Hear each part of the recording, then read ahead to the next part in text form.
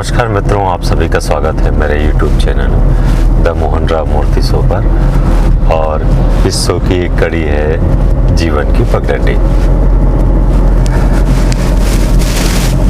मित्रों, आज मैं जीवन की पगडंडी को अपनी कार पर सूट करने का प्रयास कर रहा हूँ। देखता हूँ मैं अपनी बातें आपके साथ रख पाता हूँ या नहीं रख पाता हूँ। मेरी दिल की बातें आपके दिल तक पहुँचती है कि नहीं पहुँचती है। मैं चिंतन कर रहा था कि हमारा जो शरीर है वो कैसा है। अगर आप शरीर विज्ञान पर जाएंगे तो शरीर विज्ञानों में अंगों की अलग अलग अंग है हमारे शरीर में, लेकिन उसमें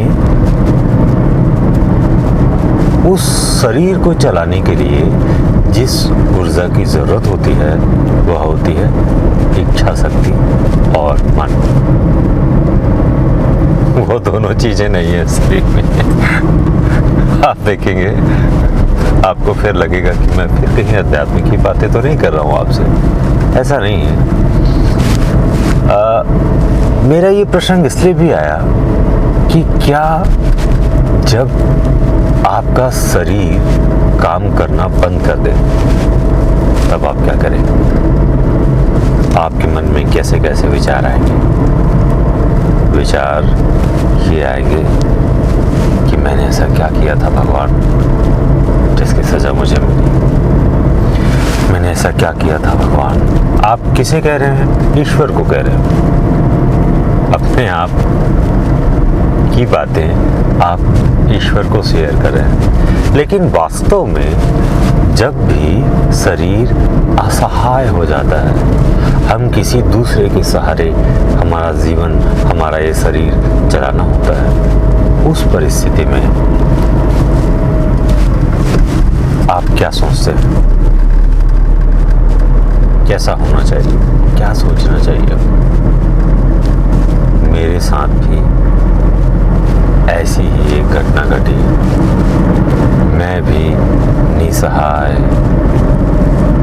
7 महीने बिस्तर पर पड़ा रहा, सोचता रहा कि मैंने ऐसा क्या कर्म किया जिसके कारण यह मुझे सजा मिली।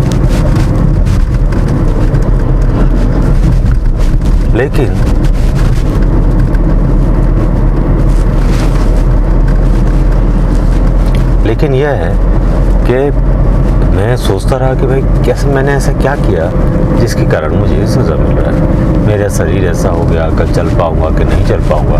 भविष्य की बहुत सारी बातें जो हैं मेरे दिमाग में घूमती रहती थी, उलझती रहती थी। लेकिन मैंने एक चीज़ मन में ठाना, वो ये, उसके बाद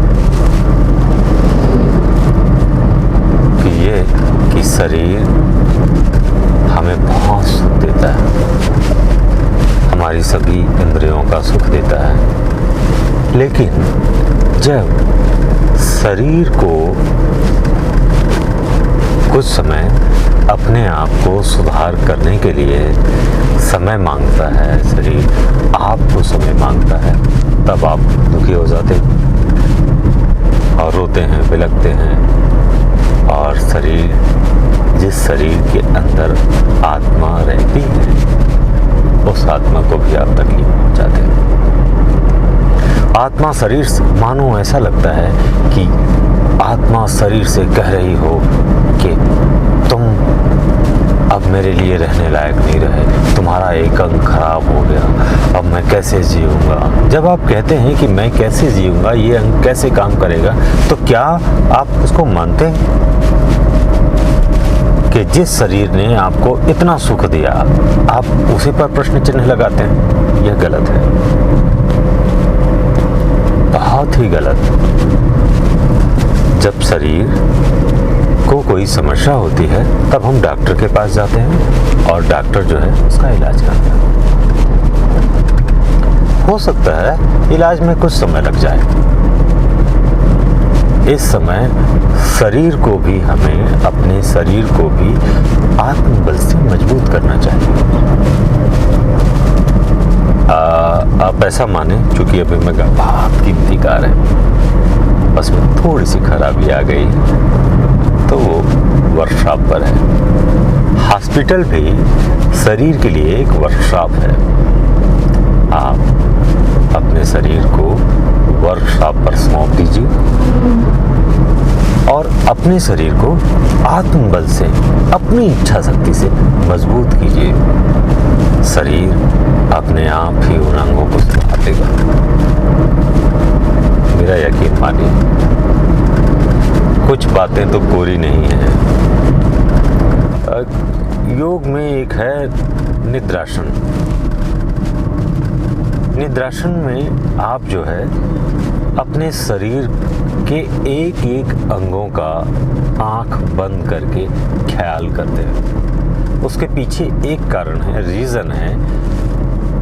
आपका जो मस्तिष्क है वहाँ तक पहुँचता है, उन अंगों तक पहुँचता है, उन अंगों का आप ख्याल करते हैं और इससे शरीर के हर अंग को शक्ति मिलती है, एक नई ऊर्जा मिलती है। साइंटिफिक तो नहीं कहूँगा, लेकिन मुझे लगता है कि किसी भी व्यक्ति को 4 दिन आप जगा दें और 10 मिनट सुला दें योग निद्रा में, आप मानेंगे वो 4 दिन की नींद 10 मिनट में पूरी कर लेगा। योग निद्रा का भी फायदा है। योग से आत्मसात करें। जब भी शरीर आपका निर्बल हो गया हो, असहाय हो गया हो, तब आप देखेंगे आपकी इच्छा शक्ति और शरीर के लिए योग की शक्ति दोनों मिलकर आपको मजबूत करेगी और आप इस असहाय से समय से आगे भी बढ़ पाएंगे। और जब आप खड़े होंगे, इस शरीर फिर से ठीक होकर जब आप चलने लगेंगे, फिरने लगेंगे, आप बीमारियों से दूर हो जाएंगे, फिर आप देखिएगा एक नए जीवन की शुरुआत होगी। एक बात और, जब आप चलने लगे, फिरने लगे, तब भी उस बुरे दिन को याद कीजिएगा। बुरा तो नहीं कहूँगा, जब आप कुछ नहीं कर पा रहे थे तब याद कीजिएगा और देखिएगा, समझिएगा, उस समय को याद कीजिएगा। आपके साथ जितने लोग रहे हैं उनके साथ उस समय क्या क्या घटना हुई। यदि आप ठीक होते तो आप वहाँ होते और आपके साथ भी वही होता। बहुत सारी चीज़ें हैं, आप विचार कीजिएगा। ईश्वर हमारे लिए कभी भी बुरा नहीं करता। ईश्वर है, हम हैं, और रिश्ते नातों की भी परख होती है, लेकिन एक रिश्ता है जो कभी भी नहीं टूटता। कभी भी उस रिश्ते से आप धोखा नहीं खा सकते। वो है ईश्वर का और आपका अपने आप से। नमस्कार, फिर मुलाकात होगी आपसे जीवन की पगडंडी पर।